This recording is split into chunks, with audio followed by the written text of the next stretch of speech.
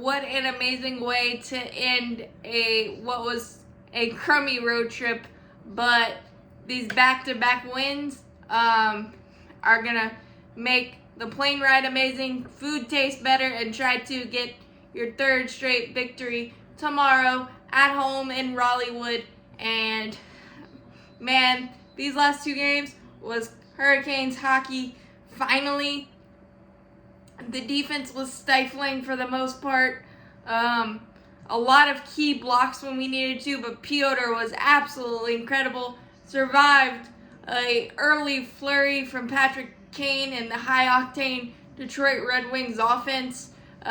They always play high-scoring games, and the way our goaltending has been struggling to find consistency early on this season, you thought it might be that again, but Piotr said, "Niet, not gonna happen." Was absolutely incredible. Survived that early flurry from Patrick Kane. A lot of clutch blocks. The penalty kill was amazing again. The Detroit Red Wings were 0 for 3. And then, of course, in the second period, tied 1-1. Piotr tried to go up the middle of the ice with a clear. It was an awful turnover for him, and he was able to deny Patrick Kane on a one-on-one. He said, absolutely not. And offensively, we again had 39 shots, only 2 goals, and Husso was absolutely amazing, except his one blunder trying to clear it, missed the puck, and Jordan Stahl on the forecheck was there to bury it and take advantage of the one Husso mistake.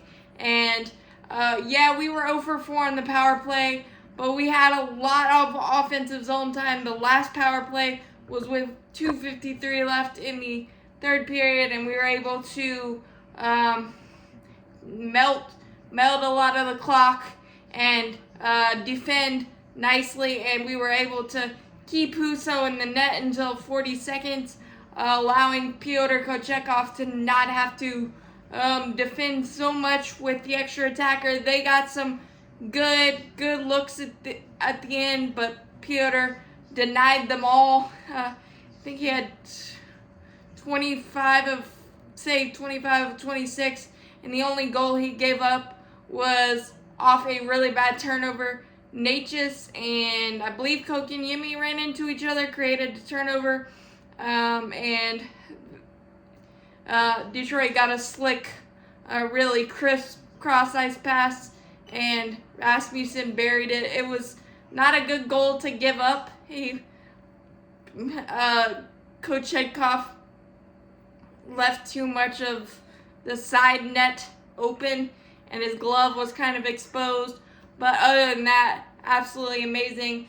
And, of course, Jack Drury has been kind of on an offensive heater. And this year, honestly, he's been probably one of the more consistent Hurricanes on offense.